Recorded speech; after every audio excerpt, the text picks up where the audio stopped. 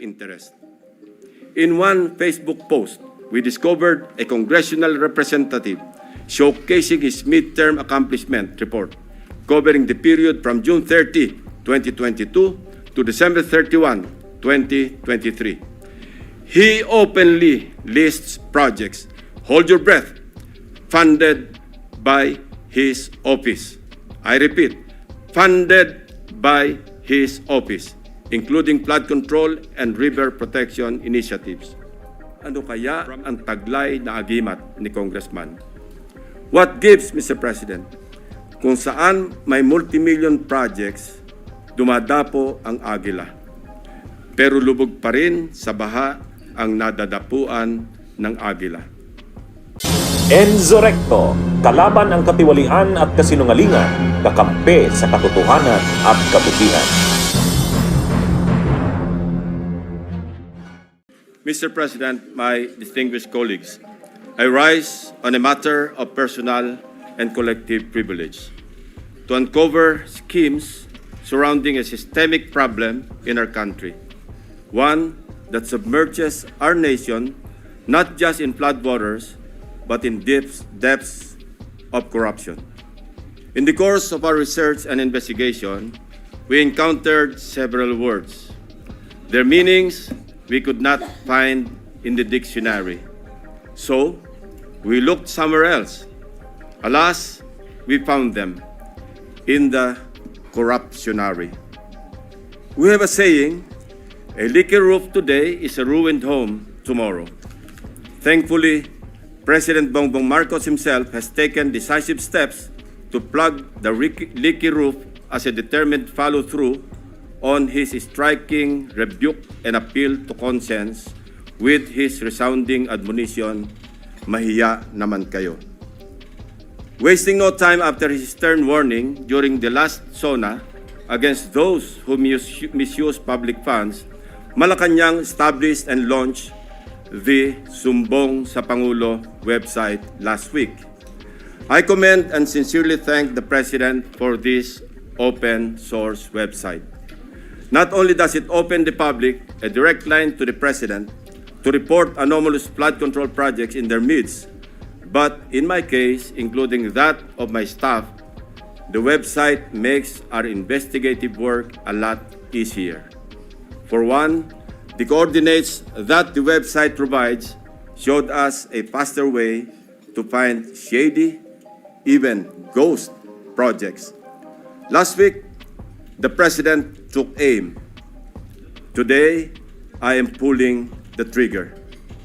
Para sa ating mga kababayan, nakatutok ang aking presentasyon sa araw na ito sa mga flood control projects pa lamang. Hindi pa rito kasama ang iba pang mga infrastructure projects na punong-puno rin ng anomalya.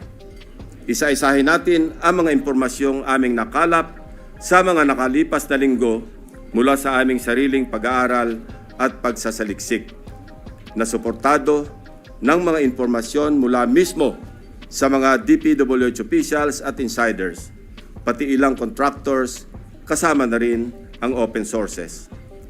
Una, ang kalakaran ng ilang mga kontratista at mga kasabwat nila sa gobyerno na sa paghahati-hatian ng pondo, kasama na rin ang mga termino o codes patungkol sa kanilang modus. Pangalawa, ang mga palpak na proyekto dahil sa paggamit ng substandard na materyales, kasama na ang mga kontratistang nasa likod nito. Pangatlo, ang mga proyektong lantarang inaangkin bilang congressional insertions. Pangapat, ang patuloy na pagbaha sa iba't ibang lugar na narating namin kahit taon-taon ay paulit-ulit na binubuhusan ng bilyon-bilyong pondo. At ang pinakahuli, ang mga tinatawag ng Pangulo na guni-guni o ghost projects na aming nahukay. For over 15 years, from 2011 to 2025, we appropriated more than 1.9 trillion pesos for flood control management program under the budget of the Department of Public Works and Highways alone. Sa loob lamang ng 3 taon, mula 2023 hanggang 2025, higit 1 trillion pesos ang ating inilaan sa ilalim ng tatlong naipasang budget measures para sa flood control. Halos 53% ng kabuuang pondo sa loob ng 15 taon. When we are speaking in trillions of pesos, we should expect our streets and low-lying communities to be flood-free when the rains pour. Gayunpaman, sa paghagupit ng magkakasunod na habagat at mga bagyong Krising, Dante at Emo, ilang linggo pa lamang ang nakalipas, kasamang winasak at inanod ng baha ang bilyon-bilyong pisong halaga ng mga flood control projects na halos bago at kakukumpleto pa lamang na dapat sana ay nagbigay proteksyon sa ating mga kabahayan at komunidad. Corruption has been so pervasive and systemic that doing so is like a piece of cake. And when I say piece of cake, I mean that funds for a specific project are divided, shares vary depending on greed, big parts swallowed by corrupt operators, both from the public and private sectors, leaving only crumbs for actual project implementation. May ilan pa ngang proyekto, hindi man lang nagtira para sa taong bayan. Ang tawag ng Pangulong Marcos dito, guni-guni o ghost projects. Mr. President, let me illustrate an example of the pie sharing in a severely corrupted project. Nais kong bigyan diin na hindi ito representasyon ng lahat ng kalakaran sa flood control projects sa buong Pilipinas. While the pillaging pattern is relatively the same, the pie sharing varies depending on the level of greed. Ihiwalay muna natin ang mga regular o legal na buwis at insurances na automatic na binabawas sa mga proyekto. 5% value-added tax, 2% withholding tax, 1% para sa bonds and insurances at 1% materials testing. Ibawas na rin natin ang allowable contractor's profit na 8 to 10%. Halimbawa, sa 100 million piso na pondo para sa flood control project, kung ibabawas ang maximum allowable deductions, nasa 82 million ang matitira para sa proyekto. Pero hindi pa rito nagtatapos, Mr. President. Kakatayin pa ang budget para sa mga lagay, commissions, SOPs, at iba-iba pang terminong binubuo para sa shares ng mga korap. Sa mga halos magkakaparehong impormasyon na aming nakalap, ganito kagarapal ang sistema sa hatian ng isang maanumalyang proyekto. 8 to 10% para sa mga opisyal ng DPWH. Swerte na daw kung pumayag ang district engineer na 6% lamang ang parte niya. May ekstrang 2 to 3% pa na parte ang District Engineering Office kung may sosobra sa contractor's profit. Na-compute na rin kasi ng District Engineering Office ang tutubuin ng contractor mula sa project at sinisiguro na nila na sosobra ito sa allowable profit para mayroon pa silang kukubrahin. Ang tawag nila rito, reseta. Reseta dahil ang presyo na itinakda ng District Engineering Office ay nakasulat at napagdesisyonan na. Parang gamot, Mr. President, lulunukin na lang ng contractor. 5 to 6% para sa mga miyembro ng Beach and Awards Committee or BAC. 0.5 to 1% para sa COA. Mr. President, meron pa ngayon tinatawag na passing through or parking fee na aabot sa katumbas na 5 to 6% ng pondo. Ito ang itinuturing na royalty, ang tawag sa lagay na ibinibigay sa politikong may kontrol sa distrito kung saan iimplementa o itatayo ang proyekto. Lo and behold, Mr. President, 20 to 25% ang karaniwang napupunta sa funder o project proponent na politiko. Mr. President, ang matitirang pondo para sa pagpapatayo ng proyekto ay napakaswerte ng umabot sa 40% o 40 million pesos alisunod sa ating halimbawang 100 milyong pisong pondo para sa proyekto. Mr. President, there is an evident pattern of this nasty distribution of public funds among crooks. Ito ay base sa mga case studies na aming pinuntahan at mususing inimbestigahan sa iba't ibang dako ng bansa, partikular sa isyu ng flood control. Hindi na namin sinama sa aking presentasyon ang mga naikutan at ibinunyag na ng Pangulo. Ang malinaw na malinaw. Halos pare-pareho ang pattern kung paano minamasaker ng mga kawatan ang pondo ng bayan. Nauna na po itong iniulat ng ating Pangulo noong nakaraang linggo. Nang banggitin niya ang mga items na pare-pareho ang contract cost sa kabila ng pagkakaiba-iba ng specs, disenyo at haba ng proyekto. Panoorin po natin ang video. Pag sinabi, may 50 project, pare-pareho, 150 million lahat. Pare-pareho lahat. Imposible yan. It is impossible for one barangay, even if they are the next barangay, to have the exact same project to the exact same amount with the exact same contractor. Imposible yan. Sa parlance po na ang nakakaalam lamang ay ang mga kasali sa gulangan sa pondo. Ito po ang tinatawag na distinct. Distinct ang mga budget items na makikita sa General Appropriations Act at awarded contracts na may pare-parehong halaga para sa magkakalapit man o magkakalayo na proyekto.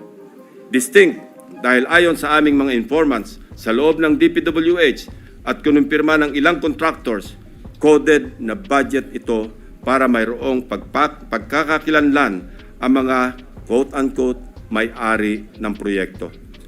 Para sa mga nakakaunawa, ang ibig sabihin po ay akin yan. Sa Bulacan First Engineering District na pinamumunuan na magkasunod na tinanggal sa pwesto na sina dating District Engineer Henry Alcantara at ang pumalit sa kanya na si Bryce Hernandez. Napag-alaman naming talamak ang ganitong kalakaran. Bakit? Sapagat ayon sa mga contractors at DPWH officials na nakipag-usap mismo sa akin at aking staff, ang dalawang ito ay halos pareho lang ang pagmamahal sa pera. Napabalita pa nga kamakailan na ang isa sa kanila ay nakakapagpatalo ng 100 milyon sa isang kasino dito sa Metro Manila. Mr. President, sa District Engineering Office na ito, sa ilalim ng pamumuno ng dalawang nabanggit na opisyal, para sa taong 2024, 28 proyekto ang pare-pareho ang pondo kahit magkakaiba ang specs, disenyo at haba. Distinct.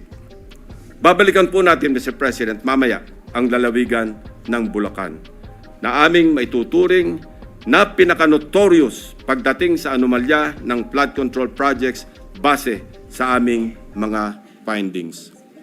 Unahin muna natin ang kaso ng questionabling flood control project sa lalawigan ng Pampanga. 4 years now, the riverbank mitigation project in Candating, Arayat, has been the face of a failed flood control project. Tuwing umuulan, panay ang aray ng mga taga-Arayat sa pag-apaw ng ilog na hindi mapigilan ng flood control. Mr. President, binisita ng aking mga staff ang Arayat nitong nakaraang 2 linggo lamang na tinamaan din ng hagupit ni Emong at nagdulot na naman ng pagguho ng ilang bahagi nito. Take note, Mr. President, katatapos lang ng panibagong repair nito noon lang Hunyo ng kasalukuyang taon, 2025. Sa itsura ng structure, tila baga hindi binibigyan pansin ng gobyerno ang Candating. Pero kung babalikan natin 1 taon pa lamang ang nakakaraan o noong Agosto 2024, may gumuho ng flood control matapos mahagupit ng monsoon. Mr. President, a review of the budget books shows that we started funding the construction, rehabilitation of slope protection along Pampanga River, Candating, Arayat, Pampanga, way back in 2018. Let me give a rundown. In 2018, we already spent 20 million pesos on a project for the construction, rehabilitation of slope protection along Pampanga River, Candating section, Arayat. Kalaunan, nasira. Since then, it has become a cycle, Mr. President. We used the people's tax money to repair it in 2023 for a contract price of 91.6 million pesos. It was repaired again by another year's tax money in 2024. This time, not once, but twice, 91.8 million for Phase 1 and 91.4 million for Phase 2.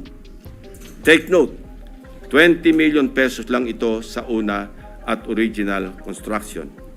If the original construction cost was only 20 million pesos in 2018, why did the repair cost balloon to 350% or 91 million in 2023 and another 183 million pesos in 2024 or an overall increase of 815%? Aba, at nawili na ang funder ng Edmarie Construction na siyang palaging nananalong contractor sa Candating, Arayat, Pampanga noong 2023 at 2024. Naglagay pa ulit ng 100 million pesos ngayong taon. Buti na lang, pinigil ng Malacanang ang pag-release ng pondo. Distinct din, but in a very distinct way. As I mentioned earlier, all of these were awarded to the same mighty contractor, Edmarie Construction and Trading. In total, Edmarie bagged 274.8 billion pesos in taxpayers' money for the rehabilitation and repair of Candating na tila hindi nagsasawa sa kare-repair. Hindi lang po yan ang issue ng Edmarie. How can this contractor, with an unusual share of controversies, including being delisted as DHSUD builder in 2023, be trusted to rebuild its own consistently collapsing project, which has evidently come with great cost and loss to the government? Paulit-ulit ang pag-repair, ngunit ganito pa rin ang kalagayan sa Candating, Arayat. Arayat ko po. Mr. President, magtungo naman tayo sa Hilagang Luzon, partikular sa probinsya ng La Union, kung saan matatagpuan ang Bawang River Basin, na kung saan matindi ang congressional insertions. Sa tulong ng mga concerned groups and individuals, napansin namin ang bilang ng flood control projects na bagamat wala sa National Expenditure Program noong 2024, ay biglang tumubong parang kabute sa General Appropriations Act ng nakaraang taon. Halimbawa, ang construction of flood control structure along Bawang River Basin. 2 items lamang na may tig 50 million pesos ang nakalaan sa bahagi ng Nagilian. Samantalang, ang bayan ng Bawang ay wala pong proyekto sa National Expenditure Program. Abracadabra, sa naipasang 2024 General Appropriations Act, nagkaroon ng 10 items na nahahati mula Package 1 hanggang Package 10 na may tig 98 million pesos ang biglang umusbong para sa Nagilian. Sa kabuuan, ang 10 packages na ito ay umabot sa 967.4 million pesos. Halos 1 bilyong piso kumpara sa 2 tig 50 million lamang sa 2024 NEP. Sa Bawang naman, 7 packages ang lumitaw na may magkakaparehong halaga, 89 million pesos each.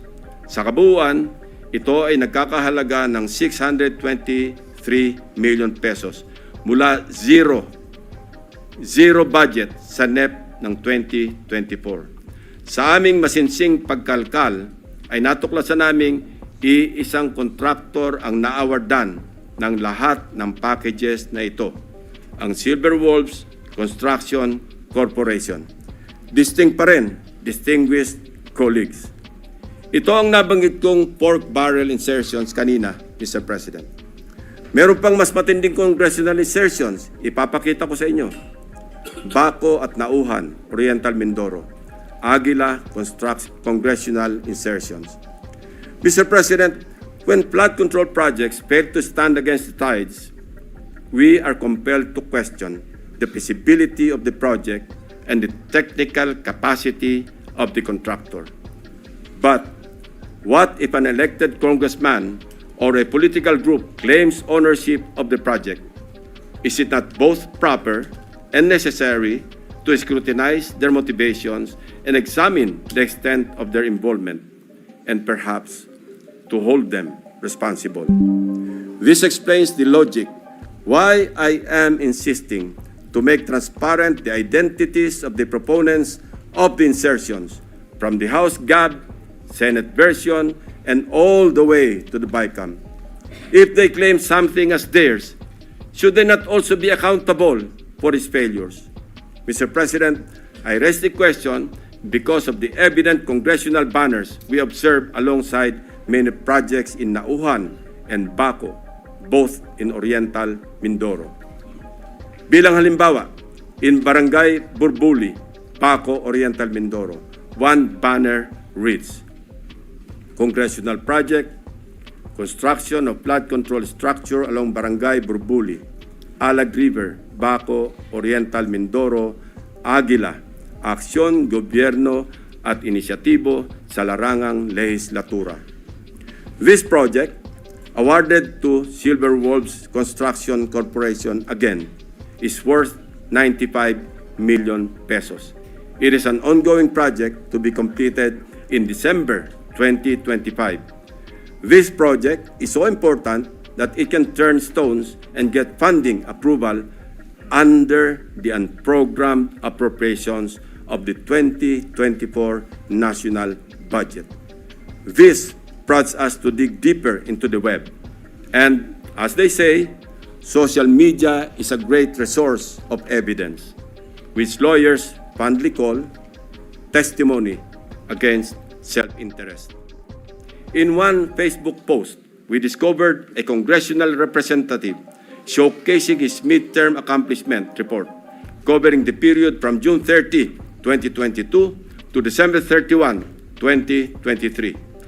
He openly lists projects, hold your breath, funded by his office. I repeat, funded by his office, including flood control and river protection initiatives. From Aguilas Baco, let us travel to Aguilas Nauhan, also in Oriental Mindoro.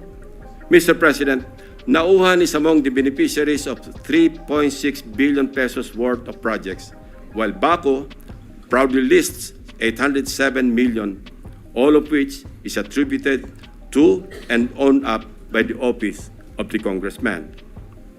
Hindi lamang po ito ang maswerteng napondohan.